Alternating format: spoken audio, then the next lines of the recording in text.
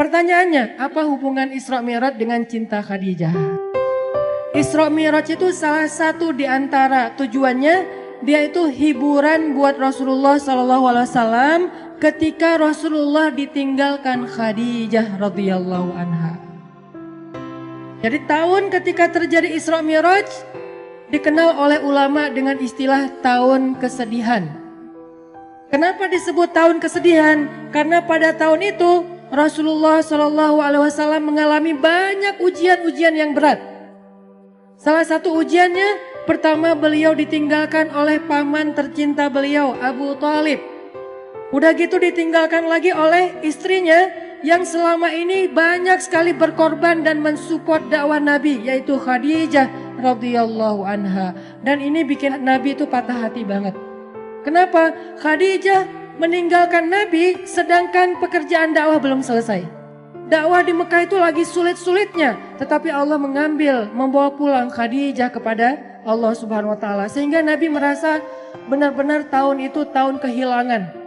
Kehilangan Abu Thalib, kehilangan Khadijah, sehingga jadilah Nabi di kota Mekah, kalau kita ibaratkan itu kayak anak yatim, nggak punya tempat berlindung.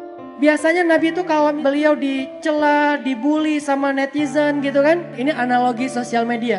Kita dibully netizen aja kayak sedih banget gitu. Apalagi Rasul dibulinya bukan sama sosial media yang gak ketemu orangnya, tapi langsung ngelihat ekspresi wajahnya, dilemparin sama kotoran. Nah, hiburan Nabi yang membuat Nabi itu kuat ketika dalam keadaan dibully rame-rame adalah Khadijah. Sehingga Nabi pulang ke rumahnya dalam keadaan lelah, dalam keadaan sedih, dalam keadaan kecewa. Nabi bilang kepada Khadijah, Khadijah, zammiluni, zammiluni. Selimuti aku Khadijah, selimuti aku. Akhirnya Nabi diselimuti oleh Khadijah. Lalu Nabi curhat sama Khadijah, Khadijah, kenapa mereka mendustakan dakwah aku? Apakah aku terlalu keras kepada mereka? Kata Khadijah, tidak wahai Rasulullah. Apakah aku tidak menyampaikannya dengan jelas? Kata Khadijah, tidak ya Rasulullah, engkau sudah menyampaikan dengan jelas. Wahai Khadijah, bagaimana agama ini akan Allah menangkan jika mereka menolak agama ini? Kata Khadijah, ya Rasulullah, la tahzan. Jangan sedih ya Rasulullah. Jangan kecil hati ya Rasulullah. Jangan patah semangat ya Rasulullah. Insya Allah, Allah akan memenangkan agama ini suatu saat nanti. Sehingga Nabi jadi semangat lagi. Ini artinya Khadijah adalah orang yang sangat penting di sisi Rasulullah SAW. Khadijah adalah orang yang pertama menerima dakwah Nabi ketika satu dunia ini, satu bumi ini menolak dakwah Nabi. Khadijah orang yang pertama sholat di belakang Nabi ketika tidak ada yang mau sholat di belakang Nabi. Tiba-tiba orang yang paling berharga bagi Rasulullah SAW ini kembali kepada Allah Subhanahu wa taala.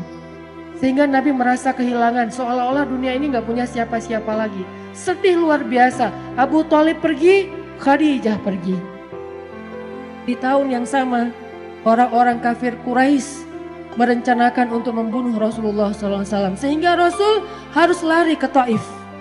Baru lari ke Taif, berharap di Taif diterima sama keluarga besar ibunya beliau, Aminah. Ternyata di Taif kita tahu cerita yang luar biasa tragis. Nabi dikejar-kejar seharian, dilemparin batu, kemudian disorakin kayak maling. Sehingga Nabi keluar masuk kebun kurma bersembunyi. Ketahuan lari lagi, sembunyi lagi, ketahuan lari lagi. Sampai jidat Nabi itu kena lemparan batu dan berdarah. Seharian Nabi berlari karena dikejar-kejar sama orang di Taif. Udahlah, perasaan beliau sedang dalam keadaan kehilangan, lagi patah hati banget kalau bahasa kita sekarang. Tiba-tiba dihujat rame-rame sama manusia. Ini berat banget buat Rasulullah SAW. Kondisi mental yang lagi down banget. Kondisi perasaan yang lagi nyesek banget kalau bahasa kita. Udah ditinggalkan orang tercinta, kemudian tidak ada lagi yang melindungi beliau dakwah di Mekah. Sekarang beliau di Taif diusir, dipukulin, dilemparin, dikejar, diteriakin maling. Sampai kemudian Nabi SAW bingung harus pulang kemana sekarang. Di Mekah beliau diancam, di Taif beliau diusir. Akhirnya Rasulullah SAW diam-diam masuk ke kota Mekah dan tidur di depan Ka'bah. tidur sendiri di depan Ka'bah. Orang-orang Mekah udah pada tidur, masuk ke rumah mereka masing-masing. Nabi sembunyi-sembunyi masuk ke kota Mekah dan tidur di depan pintu Ka'bah. Karena udah gak tahu harus pulang kemana. Benar-benar jadi kayak anak yatim lagi. Makanya Allah berfirman, alam yajidka yatiman fa'awa. 2 kali Nabi ngerasain nelangsanya jadi anak yatim. Pertama nelangsa ditinggalkan ayah, ibu dan kakeknya. Kemudian nelangsa ditinggalkan paman dan istrinya. Sehingga Nabi SAW akhirnya tidur di depan Ka'bah.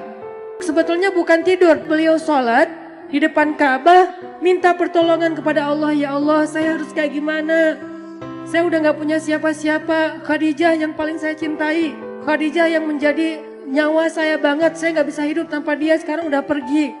Abu Thalib yang melindungi saya juga udah pergi. Bahkan perginya dalam keadaan tidak beriman lagi tuh. Saya pergi ke kampung ibu saya di Taif. Orang-orang yang ada di Taif juga mengusir saya.